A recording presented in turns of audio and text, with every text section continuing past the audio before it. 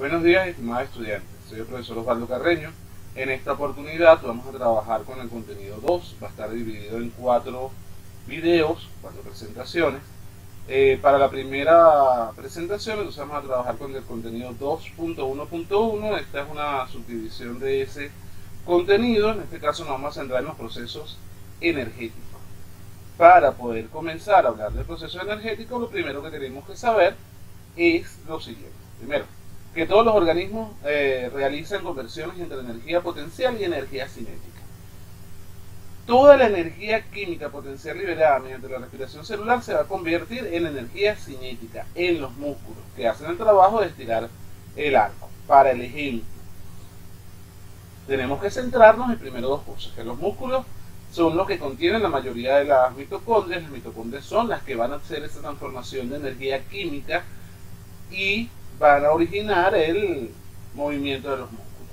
Para entonces entrar en nuestro ejemplo, pues simplemente esa energía química va a hacer que el arquero pueda estirar el arco de la flecha y poder posteriormente convertirla en energía cinética al liberar la flecha, liberar ese arco. ¿De dónde viene esta energía? Bueno, viene de una serie de transformaciones, pero esa serie de transformaciones responden a leyes físicas. En este caso tenemos que hablar de termodinámica, la cual es el estudio de la energía y sus transformaciones. Esta gobierna todas las actividades del universo, desde la vida y muerte de la célula hasta la vida y muerte de las estrellas. De allí a allá tienen varias leyes. En este caso vamos a hablar de la primera ley de la termodinámica, la cual dice que la energía no se puede crear o destruir, aunque se puede transferir o convertir en otras formas, incluyendo las conversiones entre materia y energía. En la representación vemos entonces la diferencia entre un sistema abierto y un sistema cerrado. Los cuerpos biológicos, o sea, todo lo que hablamos en biología, estamos hablando de sistemas abiertos. Son sistemas que son capaces de intercambiar energía con el medio, ya sea para obtener energía o ya sea para liberar energía. La energía química nuestra, cuando ingerimos alimentos, se va a transformar en varias cosas. Primero, se va a transformar o en energía calórica, o en energía cinética, o en energía potencial. Eso lo vamos a centrarnos un poquito más adelante. La segunda ley de la termodinámica entonces establece que cuando la energía se convierte de una forma a otra, a alguna energía utilizable, es decir, energía disponible para efectuar trabajo, se convierte en calor, que es lo que estaba diciendo. Casi toda la energía va a tener un subresiduo que va a ser el calor. De allí que cuando estemos midiendo de repente algunas conversiones de energía, tenemos que considerar el calor que se desprende. La temperatura nuestra es diferente a la del ambiente porque estamos generando constantemente calor a través de esas transformaciones de energía, cumpliendo evidentemente la primera y la segunda ley de la termodinámica. De allí entonces tenemos que hablar que cuando se están dando esas transformaciones estamos hablando de metabolismo. De allí el metabolismo de un organismo consiste en una serie de reacciones químicas o rutas metabólicas que se van a cruzar para poder generar el funcionamiento del organismo. Este metabolismo se va a subdividir en dos, en anabolismo y catabolismo, que son las dos principales rutas metabólicas. El anabolismo va a incluir las diversas rutas en las cuales se van a sintetizar moléculas complejas a partir de sustancias simples, como la unión de aminoácidos para formar proteínas. Ya lo veníamos mencionando en el contenido 1. El catabolismo va a incluir aquellas rutas en las que grandes moléculas se van a dividir en moléculas más pequeñas. Esto entonces tiene una forma de calcularse. La energía de enlace, que es la que vamos a estar trabajando en esta lámina, equivale en esencia a la energía potencial total del sistema, cantidad conocida como entalpía. Y vemos la fórmula. Tienen que tenerla copiada en su cuaderno, por favor. Entonces, esa entalpía, o mejor dicho, la entropía y la entalpía están relacionadas con un tercer tipo de energía que se denomina energía libre de Gibbs, que es la cantidad de energía disponible para efectuar un trabajo bajo las condiciones de una reacción química. La energía libre va a ser el único tipo de energía que puede realizar trabajo celular es el tema principal del estudio de la termodinámica, es el mayor interés para los biólogos. La entalpía, en este caso la entalpía, la energía libre y la entropía se relacionan mediante la ecuación que vemos abajo, que es la que necesito que tengan copiada, no porque de repente la vayamos a utilizar, no van a hacer cálculos complejos allí con esa ecuación, pero lo más probable necesiten en química de cuarto año. Entonces, las reacciones químicas que implican el cambio de energía libre, ya tenemos, recordemos que este símbolo, si puedo mostrárselo, este símbolo es variación de energía, en este caso sería variación de energía libre de Gibbs y variación de entalpía, variación de entropía. La energía libre va a disminuir disminuye durante una reacción exergónica, es decir, se produce energía. En una reacción exergónica se va a liberar energía y se dice que una reacción es espontánea o una reacción cuesta abajo. Pocas palabras.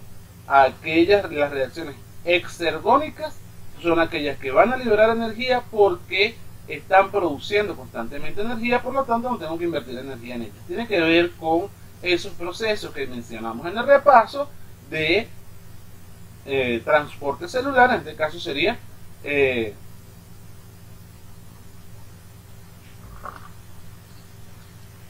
un tipo, o sería el ejemplo de los tipos de transporte. La energía libre se incrementa durante una reacción endergónica, es decir, esta va a consumir energía.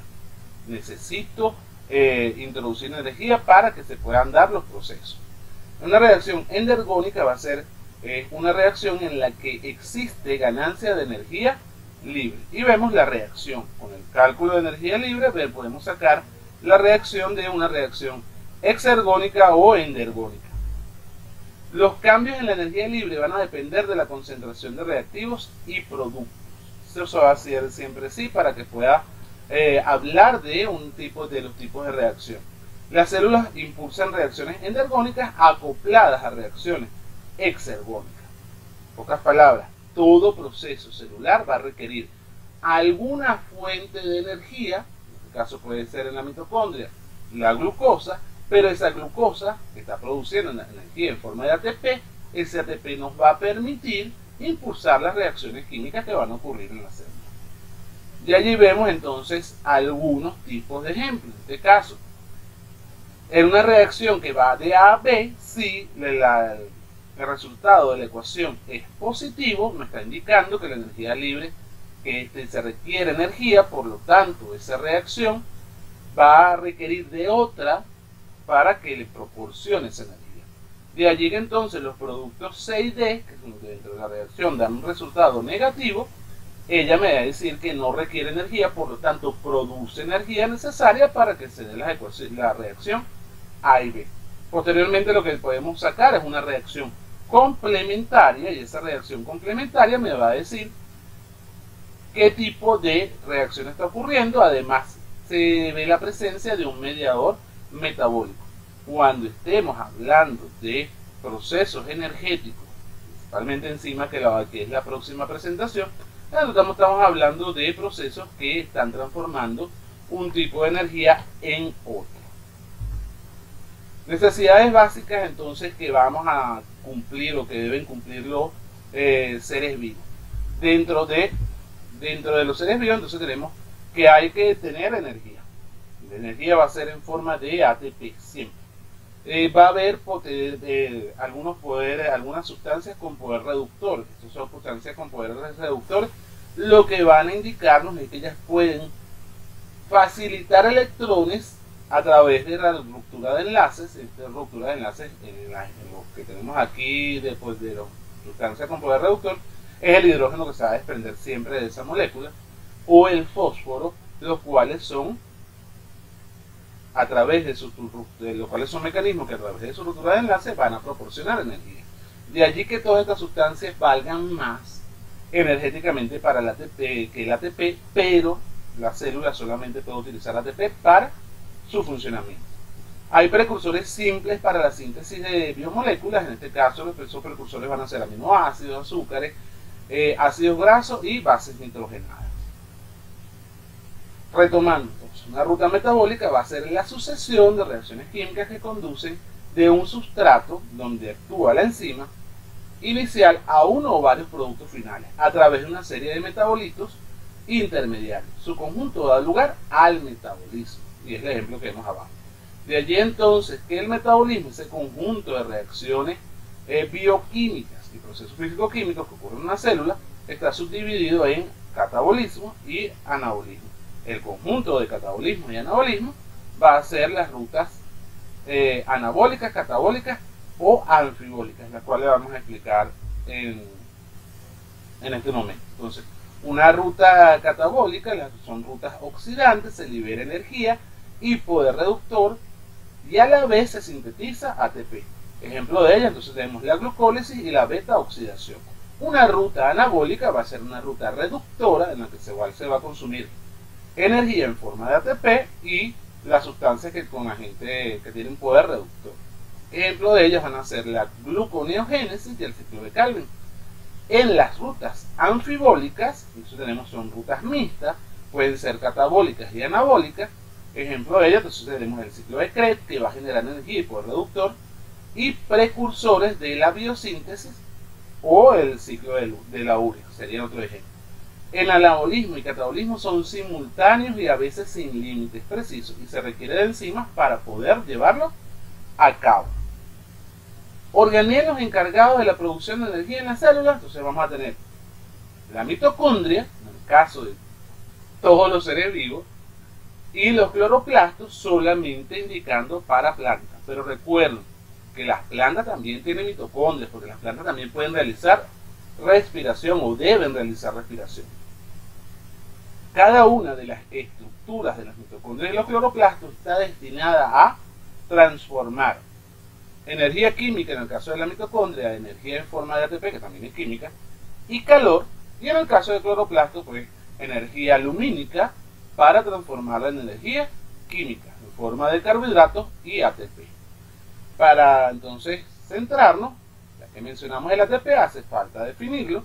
El ATP va a ser la molécula energética por excelencia de todos los procesos biológicos y tiene un nombre. En este caso el ATP significa adenosíntrifosfato. Para de ahí en adelante los nombramos ATP. Las reservas de ATP en el organismo no exceden de unos pocos segundos de consumo, es decir, el ATP se produce en el momento, se consume en el momento. No lo podemos tener almacenado por mucho tiempo, que ya que esa es la energía que vamos a estar utilizando. Mientras que la célula tenga ATP, ya la va a ir consumiendo. De ahí la necesidad de comer. Si usted no come, pues no tiene las reservas de ATP suficientes, su cuerpo se empieza a comer a sí mismo para producir ATP. Ya sabemos que hay varias formas de obtener ATP. Si estamos hablando de organismos fototróficos, autótrofos, estamos hablando de energía solar. Si estamos hablando de organismos heterótrofos, quimiotróficos, estamos hablando de alimentos. En todo caso, van a proporcionar la energía que se consume en las reacciones químicas, en las cuales se va a degradar el ATP en ADP, que sería adenosín difosfato. Vemos la ecuación, la fórmula general del ATP. Deben copiarla. Como dijimos que hay moléculas transportadoras de energía, en este caso el ATP va a ser una molécula transportadora de energía, la energía que se necesita para las reacciones endergónicas se va a obtener vía hidrólisis del ATP. En otras palabras, vamos a sacar o incorporar una molécula, en este caso para el ejemplo que estamos dando, vamos a desincorporar una molécula de fósforo mediante hidrólisis, o sea, vamos a hacer una hidrólisis para poder obtener la energía suficiente para sacar ese fósforo, y ese fósforo va a producir una cantidad de energía suficiente para que la célula vaya funcionando. Ecuación general, deben copiarla, aparece en algún examen. Además del ATP y el ADP, también existen los nucleótidos de guanina con una función similar. Cuando las reacciones son exergónicas, la energía que se emplea en la forma se emplea en la formación de ATP. Fíjense que en esta ecuación la reacción puede ir en dos sentidos: en formar ATP o en deshidrolizar ese ATP, desfosforilizar ese ATP para formar ADP. Moléculas del metabolismo, entonces, en las que tenemos que centrar, no solamente el ATP. Tenemos entonces el NAD, que se puede transformar en NADH. El NAD va a ser una forma oxidada, el NADH va a ser una forma reducida. En este caso, el nombre de ellos ahí lo tenemos: nicotín, adenín, dinucleótido. Va a ser un transportador de hidrógeno, o dinucleótido de nicotinamida y adenina. Vemos las fórmulas, por favor copienlas, que es la que son ecuaciones que vamos a necesitar. El FAD, que es el flavin adenosin dinucleótido, va a ser un nucleótido también transportador de hidrógeno. Recuerden que le dije que cuando teníamos un enlace de hidrógeno o una molécula que está enlazada al hidrógeno, esa ruptura de ese hidrógeno, de ese enlace de ese hidrógeno, nos va a proporcionar energía. Para finalizar esta lámina tenemos la coenzima A, que es el nucleótido transportador de grupos acilo, que son grupos que van a romperse en algún momento para proporcionar más energía al sistema. De allí entonces que el catabolismo va a ser la parte destructiva del metabolismo, va a formar moléculas sencillas a partir de moléculas complejas. Cuando se destruyen macromoléculas se obtiene energía, y en el catabolismo pues se pueden producir energía en forma de ATP, o va a producir energía en forma de ATP y otros agentes reductores. El esquema general de metabolismo, entonces, del catabolismo, disculpen, tenemos proteínas, polisacáridos de reserva estructurales, ácidos nucleicos, que también pueden ser utilizados para incorporarlos a la formación de energía, fosfolípidos y triglicéridos. Cada uno de ellos, en el caso de las proteínas, se va a descomponer para formar aminoácidos, polisacáridos se descomponen para formar monosacáridos, ácidos nucleicos van a formar nucleótidos, y los fosfolípidos van a formar ácidos grasos. También tenemos lípidos simples que van a entrar a la forma de compuestos orgánicos sencillos para poder realizar, en este caso, las conversiones necesarias y poder obtener energía. En estas conversiones se va a producir dióxido de carbono y agua, y va a ser necesaria la incorporación de oxígeno. Estamos hablando de ciclo de Krebs en este caso. Disculpen. Continuamos.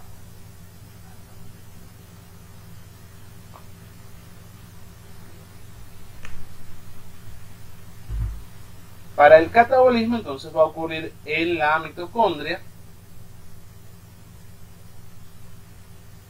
Y en la mitocondria entonces va a ocurrir exactamente en el ciclo de Krebs, en el cual van a llevarse a cabo todas las transformaciones químicas necesarias para poder obtener esa energía, o poder darle energía a la célula y pueda trabajar.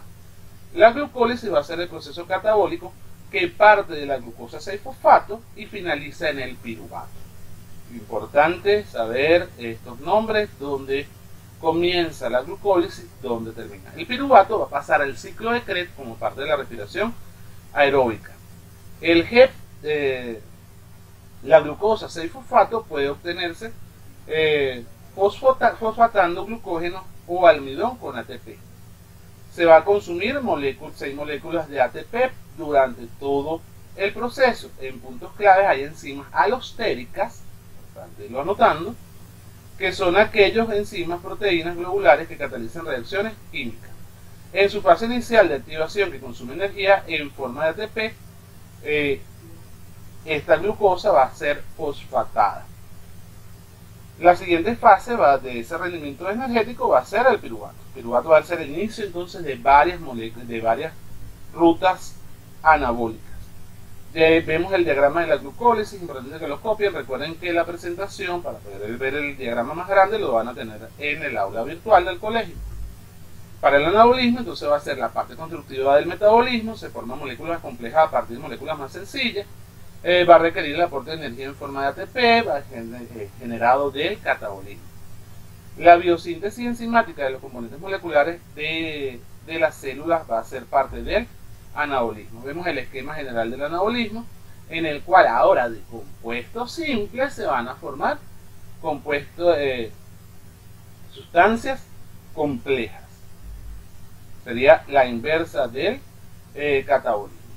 Para la síntesis de aminoácidos vemos entonces el esquema de síntesis de aminoácidos, en la cual se van a formar los aminoácidos esenciales, semiesenciales y los no esenciales. Cuando hablamos de esto, es que necesita un ser vivo para poder sobrevivir. Por eso es que estamos hablando de esa formación de aminoácidos. Les recuerdo que en este caso estos son los que se van a producir en la carne generalmente, y hay unos que se pueden producir en plantas, pero los esenciales generalmente todos esos se producen en la carne. Para el resumen entonces, el catabolismo va a ser el metabolismo de degradación de las moléculas y produce energía. Van a haber procesos anfiólicos, son los procesos en los que se almacena gran cantidad de energía. Van a haber procesos anabólicos, que son energónicos, en los que se realiza la síntesis de moléculas, por lo tanto utiliza energía, y va a haber un desprendimiento de calor en todas estas funciones. Es decir, los procesos catabólicos y anfiólicos van a desprender energía libre, que generalmente es un tipo de energía química, o este proceso implica la formación de calor. Entonces la síntesis de aminoácidos va a ayudarnos en el proceso del ciclo del ácido ciclo de Krebs. Este va a incorporarse al ciclo de la urea. De nuevo, deben copiar el esquema. Lo tenemos. Catabolismo y anabolismo, pues ya para resumen general, son sumamente importantes para la vida. El ATP tiene alto contenido energético, la glucólisis y la gluconeogénesis son complejas y convergen en el ciclo de Krebs. El ciclo de Krebs es el eslabón para muchas rutas metabólicas y proporcionan la energía para la célula. Finalmente, esa locura que ven en la pantalla es la ruta del metabolismo humano, las diferentes rutas metabólicas humanas. No se lo deben aprender a menos que usted vaya a estudiar farmacia, medicina. Es importante, o como simple conocimiento general. Si yo quiero saber cómo funciona mi organismo, esto es lo que debo saber, y es lo que nosotros aspiramos a que usted en algún momento desee conocer, no que se lo sepa. Fíjense que dije desee conocer, no aprendérselo al calete. Eso no es imposible, aprendérselo al calete. Con eso finalizamos. Gracias por tu atención. Estén pendientes de ver los videos, ya que estos son la base para poder responder muchas de las preguntas que tienen en el cuestionario. Tengan feliz día.